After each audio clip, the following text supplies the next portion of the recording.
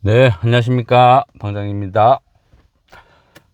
우리가 그죠. 주식을 하면서, 항상 어떤 새로운 이슈, 테마가 발생되는 것은 어쩔 수 없는 것 같습니다. 그런데 지금은 그죠. 우리가 초전도체, 이게 지금 세상을 막 흔들어 놓고 있죠. 그리고 진실이다, 아니다. 그죠. 토요일, 일요일, 주말에도 많은 비슷한 어떤 찌라시급 어떤 이슈들은 계속 나오고, 그죠. 거기에 대해서 진실 게임이 벌어지고 있죠. 그러면요, 우리 역시도 그죠. 이 주식이란 것을 사두고 있으니까 관심이 가는 거죠. 이게 진짜인가 아닌가.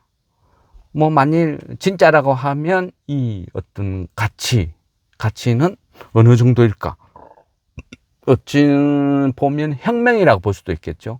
어떤 산업혁명. 그러다 보니까 관심을 갖는 거죠. 그래도 또 만에 하나 아니면 어떻게 하나 이런 우려도 있고, 그래서 가능하면 좀 안전한 쪽으로 또 약간 투자를 하는 그런 개념이죠.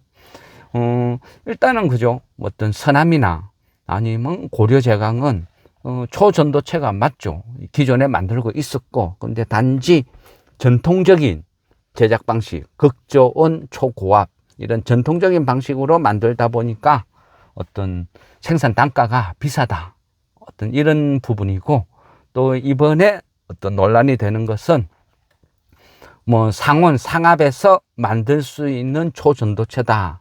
그러니까 난리가 난 거죠. 물론 백몇십 년 동안 아무도 못 만드는 것을 그죠? 갑자기 세상에 나오니까 시끄러운 거예요. 그런데 또 한편 생각하면 백몇십 년 동안 못 만들었다고 해서 영원히 못 만든다. 그거는 또 아니라는 생각이 드는 거죠. 그리고 우리가 이거를 접근할 때요. 접근할 때 정확하게 좀 이해를 해야 되는 부분은요. 이거는 세상에 없는 물질이 아니고 합성이죠. 합성이라고 했잖아요.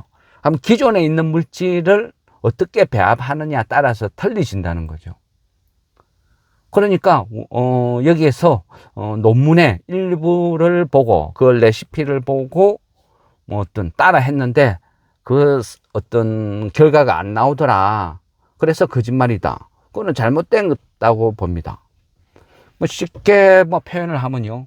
우리가 밀가루 반죽이라는 게, 우리가 수제비나 칼국수 하기 위해서 밀가루 반죽을 하는데 밀가루에다가 물을 넣어서 반죽을 한다. 이거는 누구나 알고 있는 방법이잖아요. 그렇지만 이 밀가루 반죽을 할 때, 내가 밀가루 반죽을 할 때 무엇을 첨가를 하느냐, 또 기존에 있는 어떤 재료를 넣어서 하느냐. 예전에는 보면 그죠, 밀가루 반죽에 클로렐라 이런 걸 넣어서 약간 바르스름하게 영양식으로 만든 것도 있었고, 아니면 또 밀가루 반죽을 해서 일정한 기간 숙성을 거쳐서 더 식감이 좋게 만드는 방법도 있고, 어떤 자기만의 어떤 고유의 어떤 비법이 끝없이 만들어졌잖아요. 그런 식으로 이번에 어떤 발표된 것도 제 입장에서는 그렇게 보고 싶어요. 합성이니까 얘를 얼마만큼 어떻게 하냐에 따라서 전혀 다른 성질이 나올 수도 있다. 이래 봐야 된다. 저는 그렇게 생각합니다. 이분들이 그 발표할 때 그랬죠. 그 서울 송파구 그 사설연구소 지하실에서 한 20여 년 동안 천에 가량 구리와 납을 구워서 초전도체 어떤 기초 베이스가 되는 재료를 만들었다. 그죠? 근데 이 부분은요, 어찌 보면 약간 어떤 노가다 같은 개념이지만, 일반적으로 과학계에서는 이런 거는 흔한 일이라고 이야기를 들었습니다. 비슷한 업종에 있는 어떤 그런 분은 아니지만, 어쨌든 학문적으로 연구를 하는 사람들 입장에서는 대부분 다 이런 노가다 방법을 쓴다. 어떤 그런 이야기를 해주더라고요. 우리가 그죠? 예전에 한 번씩 이제 어떤 원소 주기율표 이런 거에 대해서 우리가 막 공부를 했잖아요. 초창기에. 왜냐하면 그 부분이 많은 부분을 우리가 그죠? 그 기초 과학 기초 어떤 지식이 있어야 이해를 할 수 있다. 뭐 그래서 한 번씩 막 공부를 하고 그랬죠. 그러면요, 그 주기율, 원소 주기율표, 요거도 한번 거론해 볼 필요가 있을 것 같아요. 왜냐하면요, 비슷한 맥락으로 볼 수도 있다는 거죠. 우리가 그 학교에서도 원소 주기율표, 그죠? 배웠죠. 배우고 시험에 나오니까 그 부분을 외우려고 진짜 많은 어떤 시간을 투자한 거, 그런 기억이 납니다. 원소 주기율표를, 그죠? 그 초창기에는 그 러시아의 그 멘델레예프인가? 그죠? 어쨌든 그 러시아 그 학자가 최초로 개발을 하고 그 이후에 그, 그 헨리 모즐리인가? 하여튼 외국 사람 이름이라서 긴가민가 합니다. 여기에서 또 개정이 되고 그것도 그죠? 하면 어떤 시간으로 따져보면 100년이 지났죠. 근데 이 주기율표도 보면 그죠? 가로, 세로 이렇게 쭉 배열이 되어 있는데 가로는 그죠? 주기라 그러죠. 세로는 조기라 하고 그러면서 각 주기마다 어떤 원소가 비슷한 성질을 반복적으로 나타내고 하니까 어떤 합성을 해둔 어떤 그 배열을 해둔 그런 어떤 표인데 여기도 보면 초창기에는 그죠? 그 자연계에서 존재하는 원소 그래서 뭐 1번은 그죠? 수소 가장 최근에도 거론되는 수소부터 뭐 요즘 가장 핫한 금속이죠.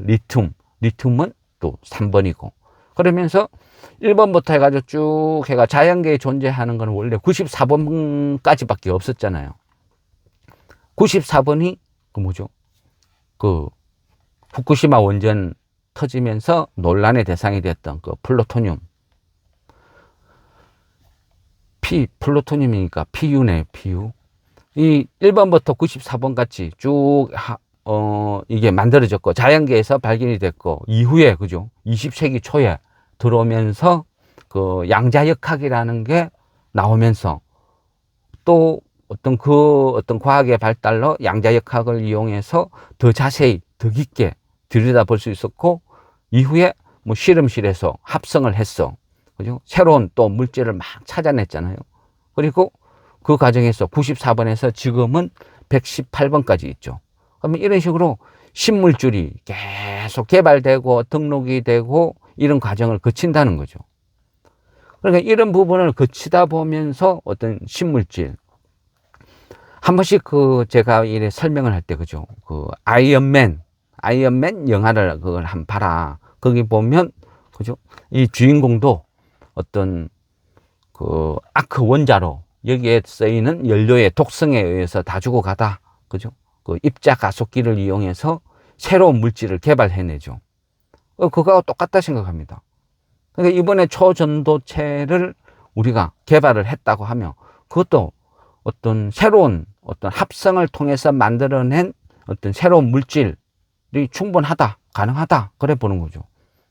왜냐하면 과거에도 그죠. 과거 100년사를 들이라 봐도 94번까지 있다가 95번부터 118번까지 실험실에서 합성을 통해서 만들어낸 어떤 새로운 어떤 물질이기 때문에 뭐 이번에도 충분히 뭐 잘하면 119번이 될지도 있지 않을까.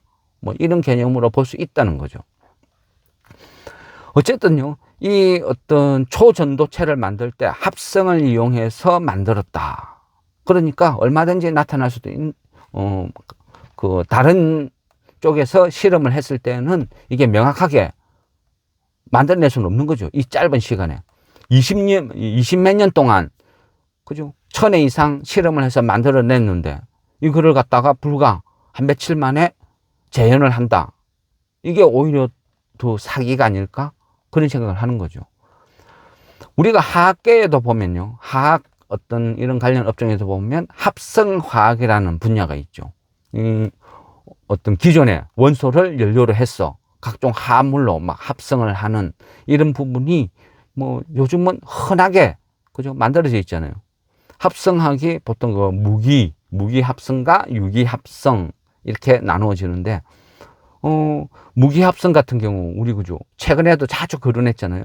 그 암모니아 수소 경제 시대에 그죠 새로운 어떤 이동 수단 해서 암모니아가 거론되고, 뭐 암모니아도 결국 따져보면 무기합성 물질이죠. 그리고 뭐 어떤 우리 바이오 시밀러 같은 거 거론할 때 의약품 같은 거 아니면 뭐 조미료 이런 거 있을 거고, 또 유기 합성 같은 경우는 뭐 공업용에서 공업적으로 어떤 자주 사용되죠. 그러니까 뭐 대표적인 게 석유 아니면 뭐 그 나일론 같은 거, 섬유 업계에서 나일론 같은 거, 아니면 우리 흔히 그 플라스틱이라 그러죠. 그 합성 수지 이런 부분도 결국 따져보면 다 합성에 의해서 나온 어떤 신물질이다 이래 볼 수 있잖아요. 그래서 어떤 그런 관점에서 이걸 어떤 바라보는 거죠. 그러다 보니까요, 최근에 그 어떤 테마라는 것도 조금 확산이 되기는 되고 있어요. 이 실험을 어떻게 했느냐에 따라서 자꾸 이게 뭔가 새로운 테마가 만들어지는 거죠. 기존의 어떤 지분 관련된 어떤 테마에서 또 이 실험을 할 때 어떤 식으로 했다. 그러니까 구리와 납을 구워서 어떤 기본 베이스 재료를 만들었다. 그러니까, 그죠? 뜬금없이 구리 관련된 회사들이 초강세를 보이고 이런 부분이 또 나타나는 거죠. 그러면 구리와 납을 또 합성한 이 시료를 뭐 대정하금 거를 썼다 해서 얘들 대정하금이 더석더석한 것도 있었고, 그리고 뭐죠? 그거 원재료 그를 시료를 만들기 위해서 어떤 뭐 황산화 납을 사용했다. 그러니까 그 관련 종목들, 그죠? 그런 것들이 또 더석더석했죠. 뭐 한금 ST라든지, 그 제가 금요일 날 그죠? 그 했죠. 신진 SM 얘도 움직일 가능성이 있다. 신진 SM도요. 얘는 새만금으로도 엮이고 또 신안 앞바다에서 리튬 수출한다니까 그거로도 약간 엮이는 경향이 있고, 또 보면 항산화 납 이런 쪽에도 엮이거든요. 그리고 일단은 뭐 주가가 가볍고 바닥에 있고 그러다 보니까 뭐 신진 SM 요거 약간 가능성이, 시장의 반응이 그러니까 뭐 어떤 우리가 편입을 해두자 뭐 이래 말씀을 드리는 거죠. 이 부분은요, 뭐 진실규명은 뭐 한 1주, 2주 조금 더 흘러가야 되겠죠. 그러다 보니까 이거는 어떤 진실이다 아니다는 아무도 몰라요. 그게 맞겠죠. 그러다 보니까 우리가 보유 종목이 급등이 나오면 뭐 적당히 분할 매도 해놨고, 또 쭉 해가 빠지면 또 뭐 다시 한번 들어가 보고, 뭐 그래 당분간은 이런 식으로 파도 타기를 해도 괜찮겠다, 뭐 이렇게 개인적으로 생각합니다. 어쨌든요, 뭐든지 어떤 궁금증이 있으면 찾아보면요, 지금 현재의 어떤 초전도체 테마가 아니고 차후라도 우리가 얼마든지 이 부분은 주식을 하면서 써먹을 수 있는 지식이 되는 거죠.